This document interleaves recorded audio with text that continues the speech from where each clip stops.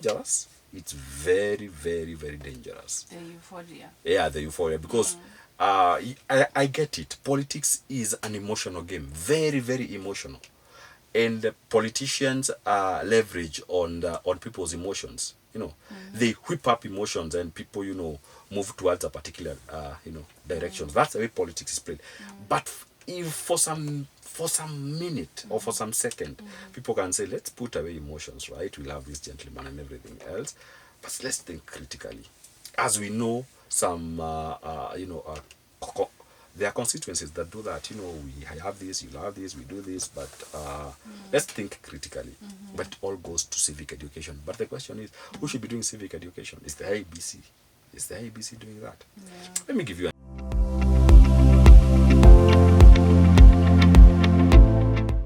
whenever a leader or a state officer has breached the leadership and integrity, chapter or the law. Because one, unless you, as a member of the state, as a citizen, on your own motion reports, EACC will not move themselves to come and investigate. So a report first and foremost has to be made, and then EACC doesn't have prosecutorial powers, and even as they do that, even as they enforce breach of leadership and integrity, the court has to make the final decision as to how that matter will ultimately pan out. So EACC may pursue either, depending on their investigation and the kind of findings they come up with, they can either pursue a criminal or a civil matter, depending. But remember, it's you as an individual who reported. Because once you breach that code of conduct, that matter will be dealt with either administratively at the agency level. So the agency can decide to take up action or not, because you don't have an agency really that is oversighting that. So let me give you another example I found in the Act. So every person who takes up a role as a state officer, you're supposed to sign the Leadership and Integrity Code of Conduct. That is a requirement, but that is just ticking boxes. So you're saying that I'm not going to breach any provision of leadership and integrity. But in the event someone does not execute that code of conduct, okay, the High Court may make a declaration to the effect that you cannot occupy that office. But who moves the High Court? Of course, it's someone has to move the High Court to the extent that this individual never signed. But that is just at the point of executing. But remember, executing is just an administrative functions. But when it comes now to the actual breach, you find that there is no deterrence. So if I engage in corruption, I can easily get away with it. Then reading the Act, there's something called general penalties. So when you commit a general offense under the Act, an offense that breaches or goes against the spirit and letter of that Act, if you commit that offense, the general penalty is to the effect that if you're convicted, you will only be jailed for a maximum of 3 years, or pay a fine of a maximum of 500,000. So some of that is peanuts to some of these people, considering the level of breach they engage in. And when I look at breach, I look at it at 4 levels. One, patronage networks. So patronage networks mean you have a network of patronage network is over glorifying the word cartels, basically. So you have cartels all over. People who will always protect you. You have a network of, if this happens to me, a call can come from here, so you're protected by the powers that be. And then there's what we call ethnic voting patterns. I can control people there for me to remain in power. Okay? What you see Gachagua doing right now, and so many other people doing. You have also political deal making. Political deal making is saying, let's come together. This is our area. I'm popular in whatever way. I'll take this position, we'll take this, and then we'll go as a team. So we are breaching the integrity and leadership, tenets, because we are influencing, the voting system, and loyalty based appointments. So I'm not appointing you to a particular position or to a state office because you merit that, but it's because you're my friend or you did something to me. So meritocracy is thrown out of the window. So, and that is what you do, is you water down public functionality. Let me give an example. I saw a tweet. I don't know the authenticity of that tweet, but I saw a tweet this morning by Nelson Harvey, and he was saying, I'm just quoting the tweet. These are not my words. It's there. If you open his X page, you'll see that tweet. He's saying these are the magistrates that were appointed by the Judicial Service Commission. 100 of them. I think it was beginning of this year or late last year. And he was saying some of these people, according to him, some of the people who were appointed are not, qualified as such. But then he's saying in the next 15 years, because they will have served for more than 10 years or 15 years, they will qualify, for the position of CJ, DCJ, and also to serve at the Supreme Court. So in the event these people are not competent, you can clearly tell, what will be transitioning in competency all the way to the top leadership. But that is just, a drop in the ocean. Looking at all these other positions, look at Parliament. We have right now we have around 290 constituencies. How many MPs do you know? How many MPs can you name? I bet you not go beyond 20. I bet you will not go beyond 20. Senators, we should have around 60 something, including the nominated. I bet will not go beyond 20 or 30. You can't, because they are not visible. What do they do? Even governors, you only know very few. It just paints, because those are some of the key indicators that tells you whether someone is functioning or how visible they are. So your next question then was empowered. Whether the institutions are empowered. The institutions, it's about the people. It speaks to this. Who goes into those institutions? It starts with who goes into those institutions.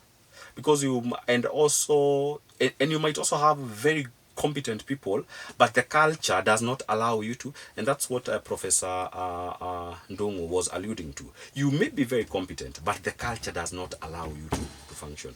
So again, it's about the culture we build, the people we bring in place, and also allowing the institution to function as they are supposed to be.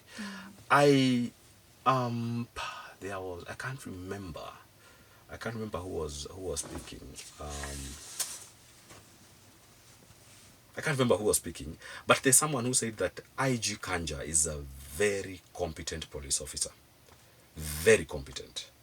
Because they had worked with him.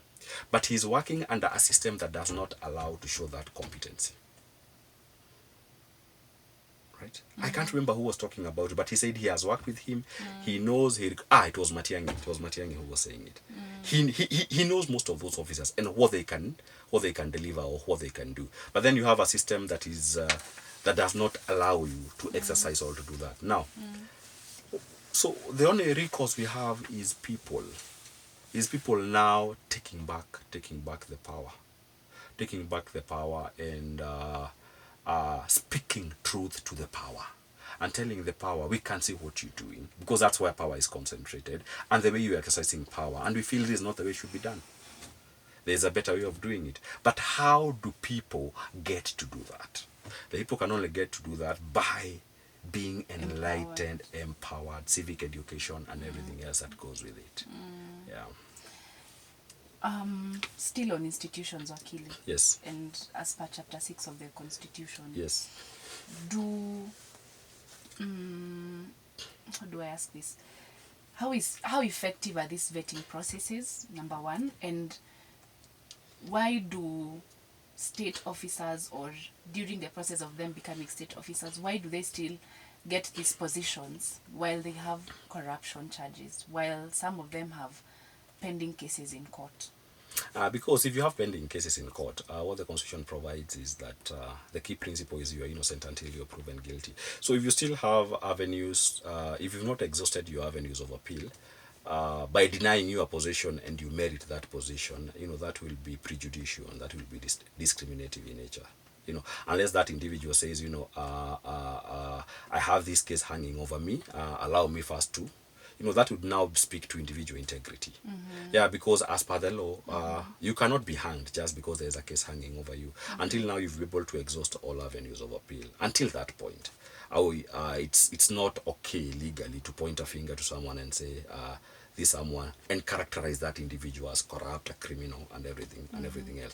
But in instances where someone has been convicted, you've been convicted for corrupt or criminal charges, and of course there's something hanging over you. So that's not someone who should be occupying those positions because your track record speaks for it. And you have a culture where when you have someone new coming on board, they come in with they come on board with their own policies, their own visions, and the kind of stuff they want to do. And when they step into those offices, they do away with what had been started or what was being done by their predecessors, and then they start doing something else. So, meaning that public resources are wasted, and you have unfinished projects and stuff like that. That's why it's very important for people who occupy those positions, and it speaks to leadership and integrity, people who will occupy those positions, to come up with frameworks, the strategic plans, the visions that can outlast them, that can outlast another 5 years, phases of 5 years. Visions that can, go beyond 40, 50 years. So that master plan becomes what guides everyone who occupies that office. And by so doing, we'll have a bureaucracy that will outlast, the politics, side of leadership. You can change all you want up here, but then the bureaucracy and the frameworks remains intact. That's the only way we'll be able to move forward. Yeah. For me, that would be that would be. But it takes a leadership and integrity for us to have such. Yes. I'll still go back to my point, Wakili, and say, don't you think it makes more sense to tell these people that for sure you're innocent until proven guilty? Yeah. But we will not allow you to hold this office until you're cleared. As opposed to okay, you are innocent until proven guilty, so you just go ahead, get your position, and in the end, justice becomes obliterated one way or another. Don't you think it makes more sense to deter these people from holding these offices at all until they are cleared? Yes, we do not say that you are guilty, but again, we are not sure.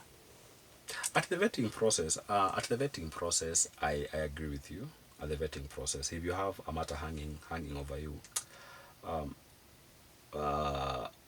that's an administrative decision, where we tell you that because we have this hanging over you, we are sorry, we cannot allow you to take this position until now you're able to clear with whatever you're doing out there. It would be a good practice, but then I'm sure someone will go to court and say, I'm being discriminated just because this is happening. Someone will invoke Article 27, okay? But I agree with you. Even the way the government hires, there's always that, give us a clearance, a certificate from the DCI, give us this, give us this, give us this, give us this, give us that. So at the civil servant level, that is enforced, but at the top level, because of, again, what I talked about, political patronage, loyalty-based appointments, political deals. It's about the culture up there. Yeah. So as long as you have hanging something over you, you just step aside. In most of the developed countries, that's what they do. That's what they do. Something happens in your docket, you're not involved, but as long as you're the leader, people step aside until those things are cleared.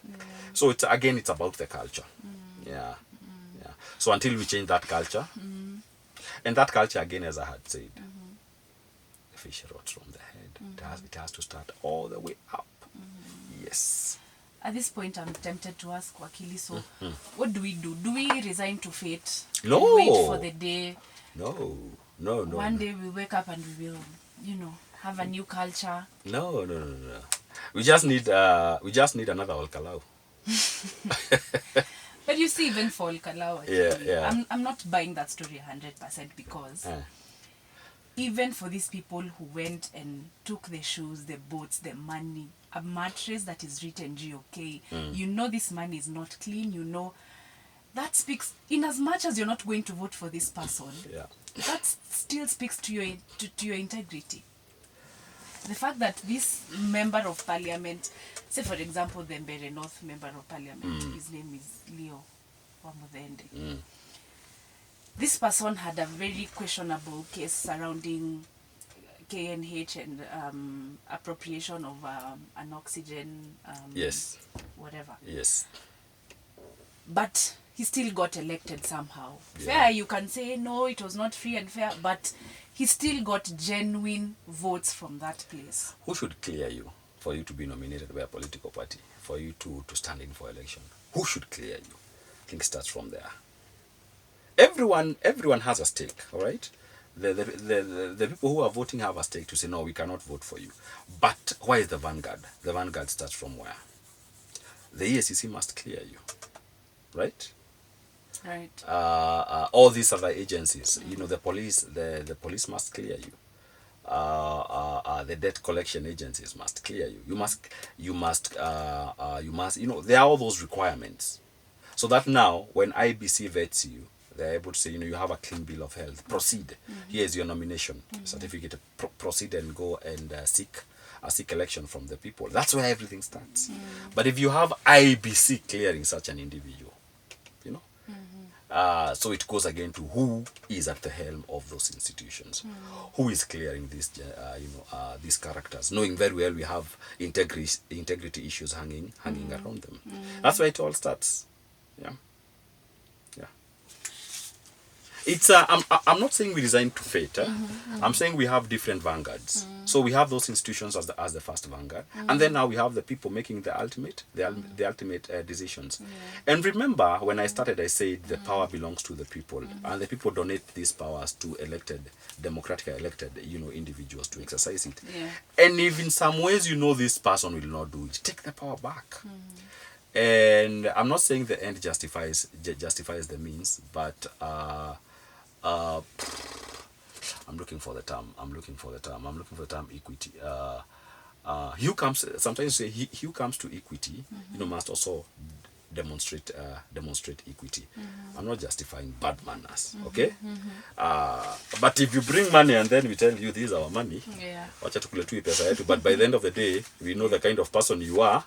Kaenda wacha wae tukutoe tutafute mtu mwingine. But I'm just saying that people must also now start saying no. They must also start vetting people, understanding who these characters are.